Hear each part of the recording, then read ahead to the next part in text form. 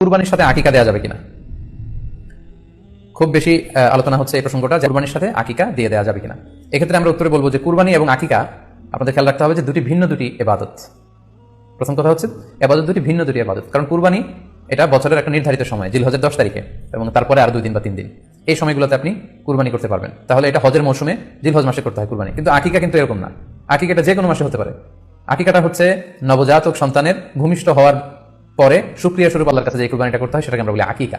হাদিসে এসেছে আকিকা। তো সেটা হচ্ছে সন্তান কখন ভূমিষ্ঠ হলো সেটার উপর নির্ভর করে। কারো সন্তান রমাদানে হতে পারে, কারো সন্তান জিলহজ মাসে হতে পারে, শাওয়ালে হতে পারে, রজাবে হতে পারে। আকিকা হচ্ছে বাচ্চা যেদিন জন্মগ্রহণ করবে, সন্তান ভূমিষ্ঠ হওয়ার 7 দিন পরে। তাহলে ভিন্ন দুইটা ইবাদত, দুই সময়ের ইবাদত। নাম্বার 2, আকিকার ক্ষেত্রে আল্লাহ রাসূল সাল্লাল্লাহু আলাইহি ওয়াসাল্লাম বলেছে আনিল গুলামি শাতান ওয়া আনিল জারিয়াতি শাত, অর্থাৎ ছেলে হলে 2টি ছাগল দিয়ে আকিকা করো, এবং যদি মেয়ে হয় তাহলে 1টি ছাগল দিয়ে আকিকা করো। তো সেক্ষেত্রে কুরবানিতে কিন্তু এরকম বিধান নেই। কুরবানিতে কিন্তু 1টি ছাগল দিয়ে আপনি কুরবানি করলে কুরবানি হয়ে যাচ্ছে, সেখানে 2টি ছাগল দেওয়া লাগে এমন কোনো কথা নেই।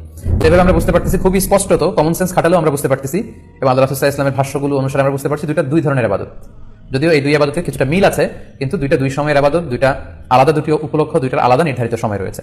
যেমন আকিকার ক্ষেত্রে সুন্নাহ হচ্ছে বাচ্চা যেদিন জন্মগ্রহণ করবে তার 7ম দিন শেষে 7 দিন পরে আপনি আকিকা করবেন। আল্লাহ রাসূল সাল্লাল্লাহু আলাইহি ওয়াসাল্লাম বলেছেন কুল্লু গুলামিন মুরতাহানুন বিআকিকাতিহি তুযবাহু আনহু ইয়াওমা সাবিহি, প্রত্যেক সন্তানের আকিকা দিতে হয় তার 7ম দিনে, ওয়া ইউহলাকু ওয়া ইউসাম্মা, এবং 7ম দিনে মাথার চুল ফেলে দিতে হয়, তার সুন্দর একটি নাম রাখতে হয়।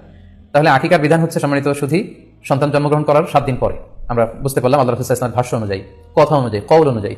এবার যদি আমরা আল্লাহ রাসূল সাল্লাল্লাহু আলাইহি ওয়াসাল্লামের আমল দেখি, ওনার ব্যক্তিগত আমল কি ছিল, সেক্ষেত্রে আমরা সহিহ ইবনে হিব্বানের একটি হাদিস উল্লেখ করব, যেটিকে ইবনে হাজার আল আসকালানী উনি ওনার ফাথুল বারীতে সহিহ হিসেবে উল্লেখ করেছেন। আয়েশা রাদিয়াল্লাহু তাআলা আনহার বর্ণনা, তিনি বলেন যে আক্কা রাসূলুল্লাহ সাল্লাল্লাহু আলাইহি ওয়াসাল্লাম আনিল হাসানি ওয়াল হুসাইনি ইয়াউমা সাবিঈ ওয়া সাম্মাহুমা, আল্লাহ রাসূল সাল্লাল্লাহু আলাইহি ওয়াসাল্লাম নিজে ওনার দৌহিত্র অর্থাৎ ওনার নাতি হাসান এবং হুসাইনের আকিকা নিজে করেছেন 7ম দিনে, এবং 7ম দিনে তাদের নাম রেখেছেন, একজনের নাম রেখেছেন হাসান, আরেকজনের নাম হুসাইন।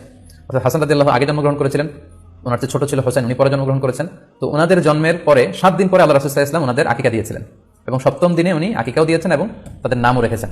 তাহলে আল্লাহ রাসূল সাল্লাল্লাহু আলাইহি ওয়াসাল্লামের কওলি হাদিস, ওনার ভাষ্য মতে আমরা জানলাম উনি বলেছেন 7ম দিনে আকিকা দিতে হয়, এবং ওনার ব্যক্তিগত আমল থেকে আমরা জানতে পারলাম যে উনি ওনার 2 নাতির আকিকা দিয়েছেন 7ম দিনে এবং নাম রেখেছেন। তাহলে এ থেকে আমরা সুস্পষ্ট বুঝতে পারি যে আকিকা দিতে হয় সন্তান জন্মগ্রহণ করার 7 দিন পর, 7ম দিনে। যদিও তবারানীতে আরেকটি হাদিস এসেছে যেখানে বলা হয়েছে যে আকিকা 7ম দিনেও দেওয়া যায়, 14তম দিনে দেওয়া যায়, 21তম দিনে দেওয়া যায়। যদি 7ম দিনে কেউ দিতে না পারে কোনো কারণে, তাহলে 14তম দিন, না পারলে 21তম দিন। তাহলে সুস্পষ্টভাবে উল্লেখ আছে যে আকিকার সময়সীমা 7ম দিনের কথা আমাদেরকে বলা হয়েছে। তো সেক্ষেত্রে আপনার সন্তান জন্মগ্রহণ করলে আপনি শুকরিয়া স্বরূপ কুরবানি করবেন, আত্মীয় স্বজনকে খাওয়াবেন, আকিকার গোশত নিজেরাও খাবেন। তো এটা যদি আপনি কুরবানির জন্য রেখে দেন, তাহলে তো সন্তান দুনিয়াতে আসার এই আনন্দটা থাকে না।